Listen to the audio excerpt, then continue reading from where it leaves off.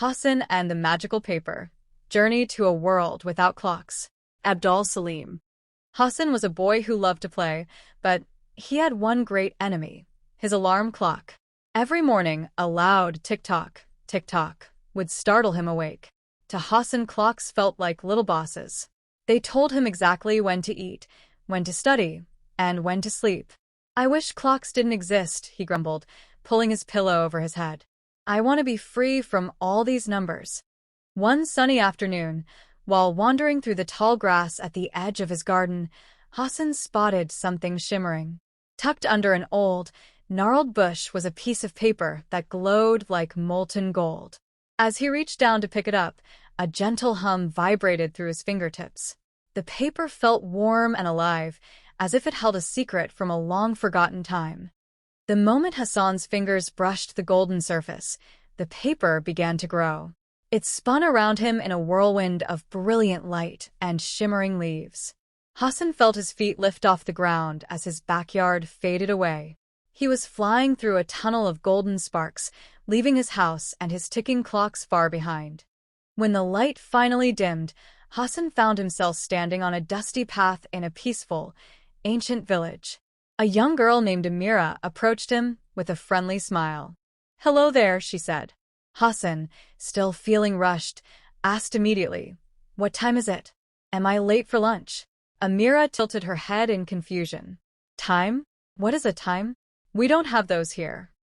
Amira took Hassan to a nearby garden filled with exotic blossoms. "We listen to the flowers," she explained, pointing to a patch of bright petals. "This is the flower clock. When the jasmine opens, we know the dawn has arrived.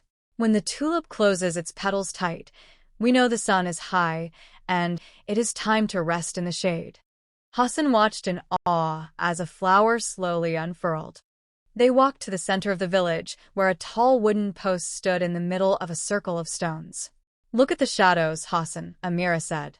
"When the shadow is long and points west, it is morning.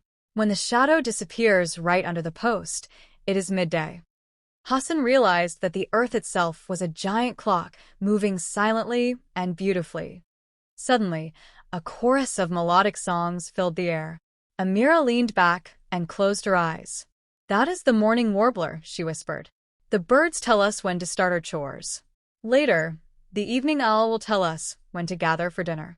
The woods are full of music that keeps our pace." Hassan closed his eyes too, listening to the rhythm of nature. Amira led Hassan to a small workshop where a wise man named Idris was working. Idris stood beside a large clay pot that had a tiny hole at the bottom. Water dripped steadily into a basin below. "Welcome, traveler," Idris said kindly. "This is our water clock. We use the falling drops to measure how long we have been working in the fields. The water never rushes, it simply flows." Idris then reached onto a shelf and pulled out two glass bulbs connected by a narrow neck, filled with fine white sand. "And this is the hourglass," he said, turning it over. "The sand falls grain by grain. It reminds us that every moment is precious, but should never be hurried." Hassan watched the sand fall, feeling a sense of peace he had never known before. As night fell, the village became bathed in silver. Amira pointed toward the sky where a crescent moon hung among a sea of stars. "The stars are our calendar," she said. "The position of the Great Bear and the North Star tells us which season is coming. The moon tells us when the months have passed." Hassan felt small but connected to the vast universe.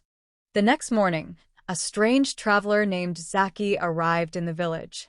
He held a small, shiny metal box that made a sharp tick-tock sound. The villagers gathered around, gasping. "This is a mechanical clock," Zaki announced proudly. "It divides the day into tiny pieces called seconds and minutes. It is perfectly accurate." At first, the villagers were excited. But soon things changed. People began to run to catch up with the minutes. They started to complain if someone was a few seconds late. The peaceful village became noisy and rushed.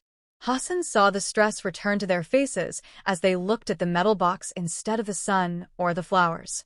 Hassan looked at the golden paper in his hand. He realized that while clocks were useful for order, nature's rhythm was what brought peace. I understand now, he told Amira. Time isn't just a number on a wall. It's the breath of the wind and the blooming of a flower.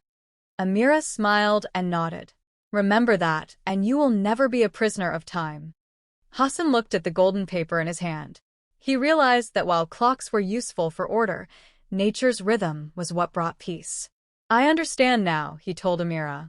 Time isn't just a number on a wall. It's the breath of the wind and the blooming of a flower.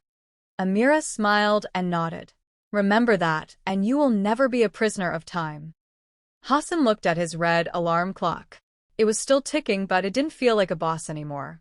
He walked to his window and watched the sun rising over the garden. I'll use you to be on time, Hassan whispered to the clock, but I'll use the sun to be happy. From that day on, Hassan lived in the moment, appreciating the time that nature kept.